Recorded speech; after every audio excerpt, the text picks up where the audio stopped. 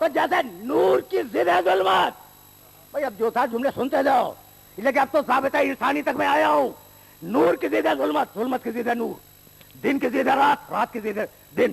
اسی طریقے سے عدل کی ضد ہے ظلم, ظلم کی ضد ہے عدل.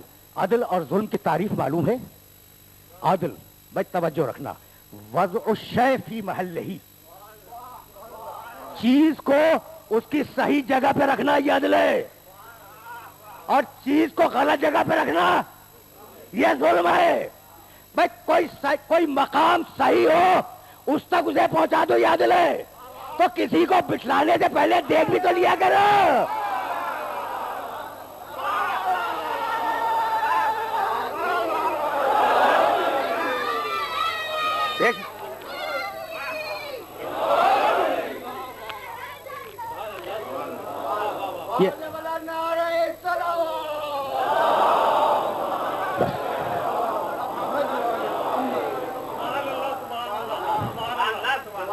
عدل کی ضد ظلم, ظلم کی ضد عدل, ٹھیک ہے نا؟ تو اب ایک جملہ سنو اور اس جملے کو یاد رکھنا. میں جو باتیں, جو معروضات اپنے سننے والوں کی خدمت پیش کرتا ہوں, مقصد یہی ہوتا کہ وہ ذہنوں کے اندر محفوظ ہو جائے. اچھا تو اب یہ ظلم کیا ہے؟ دیکھو ایک چیز بتاؤں, ظلم سے بری شے دنیا میں نہیں ہے.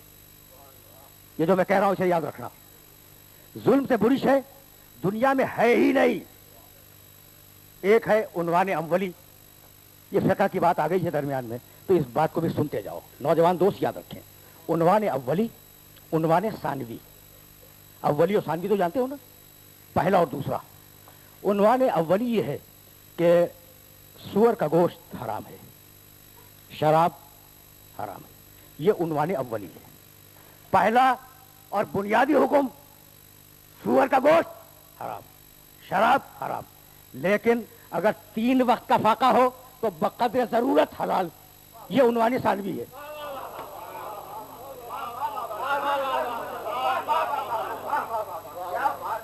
ہے نا؟ دیکھو یہ فقہ اسلام ہے اور کسی ایک فقہ کی بات نہیں کر رہا ہوں. مسلمانوں میں جتنے بھی فقہ ہیں ان میں عنوان اولی اور عنوان ثانوی. اور سورہ نحل میں اور سورہ مائدہ میں اور دوسرے مقامات پر پروردگار نے اس بات کو ارشاد فرمایا, فمن اضطر غیر باغ ولا عاد. جب اضطرار کی کیفیت طاری ہو جائے تو وہ حرام چیز بقدر ضرورت حلال ہو جائے گی. تو عنوان اولی کا حلال, عنوان ثانوی میں حرام, عنوان اولی کا حرام, عنوان ثانوی میں حلال. طے ہو گئی بات. یہ پورے فقہ اسلام کے اندر رائج ہے. لیکن ظلم نہ عنوان اولی میں حلال ہے نہ عنوان ثانوی میں حلال ہے.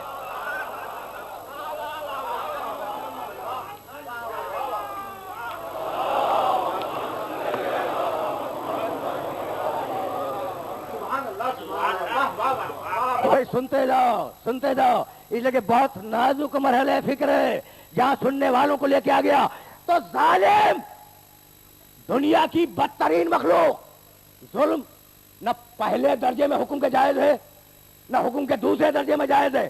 کتنی بری شے ہے. اس لیے اللہ نے کہا بودن للقوم الظالمین, دور ہو جائے, ہم سے دور ہو جائے ظالم. ظالم وہ جو قربت الہی سے بہت دور ہو. بودن للقوم الظالمین. اور اب ایک مرتبہ سورہ فرقان میں آواز دی, یوم یعض الظالم علی یدیہ ویقول یا لیتنی اتخذت مع الرسول سبیلا. قیامت کے دن ظالم اپنے ہاتھوں کو کاٹ کاٹ کے کہے گا کاش میں نے رسول کے ساتھ سبیل کو بھی مانا ہوتا.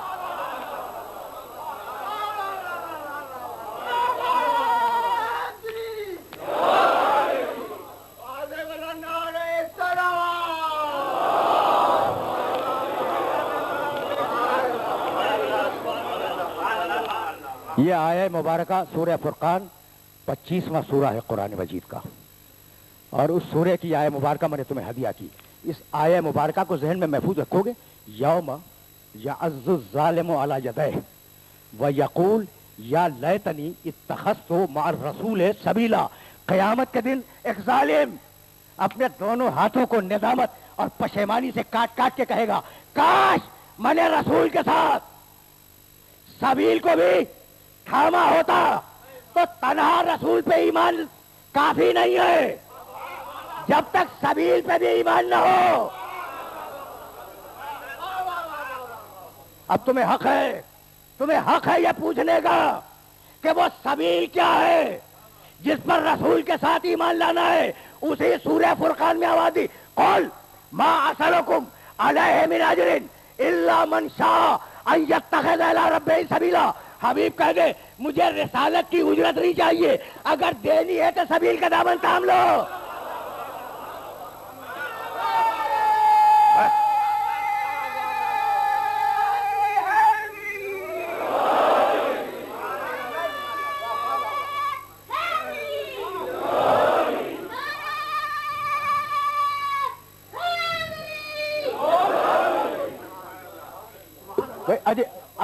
عجیب و غریب مرحلہ فکر پر اپنے سننے والوں کو لے کے آ گیا. بودن للقوم الظالمین, دور ہو جائیں ظالم ہمارے پاس سے.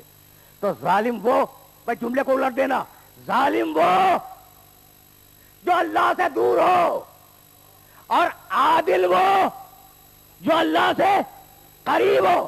اب جتنا قریب اتنا عادل.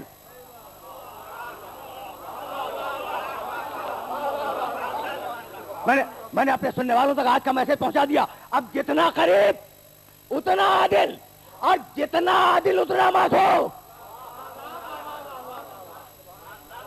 پہنچ رہا ہے یہ میسج؟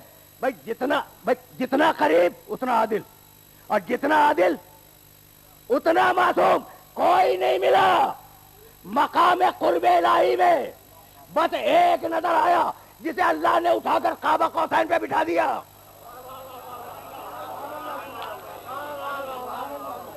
مقام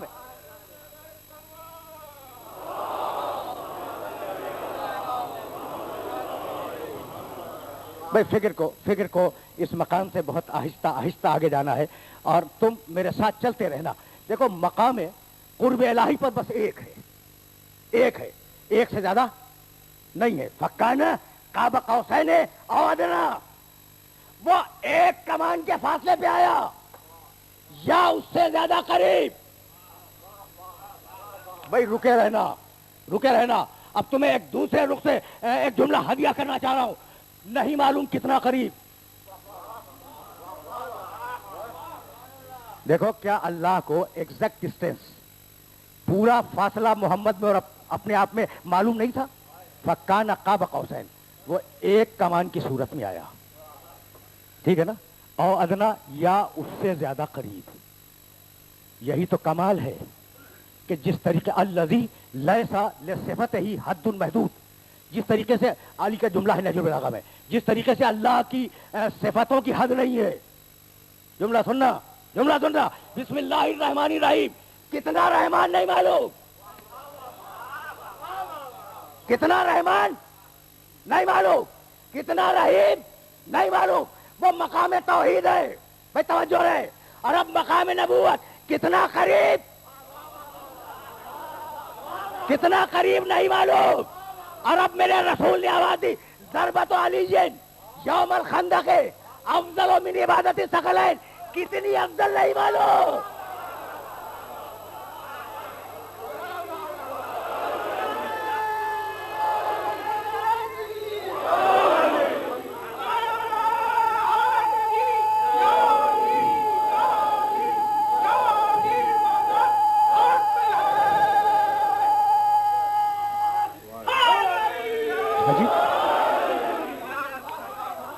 ظاہر ہے کہ سلسلہ فکر کو آگے جانا ہے اور موضوع کے تقاضوں کو پورا ہونا ہے.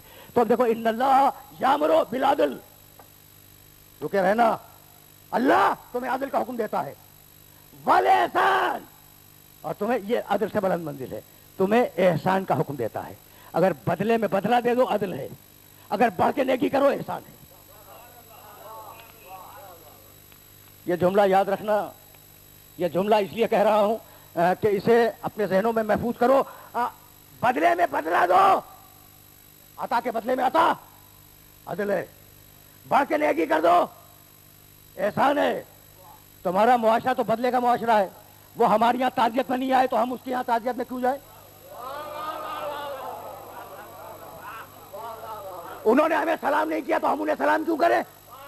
بھائی اسلام کہتا ہے، توجہ رہے، اسلام کہتا ہے کہ اگر تم نماز میں ہو، اب عدل سے آگے کی منزل احسان کی، اگر نماز میں ہو، اللہ کی بارگاہ میں ہو نا، اور اتنے میں کوئی بندہ آ جائے اور تمہیں سلام کرے تو روکو نماز کو، جواب سلام دو.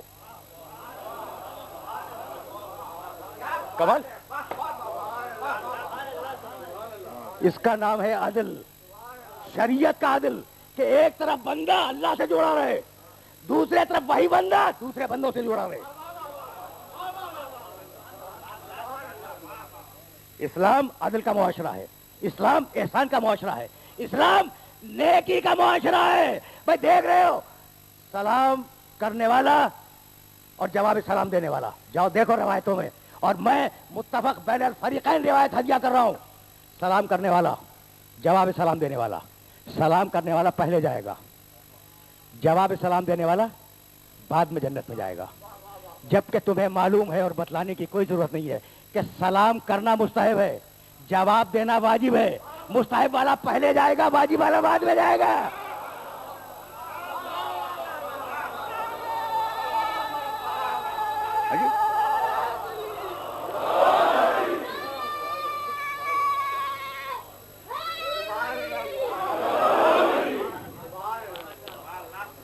بھائی پہنچ رہی ہے نا بات؟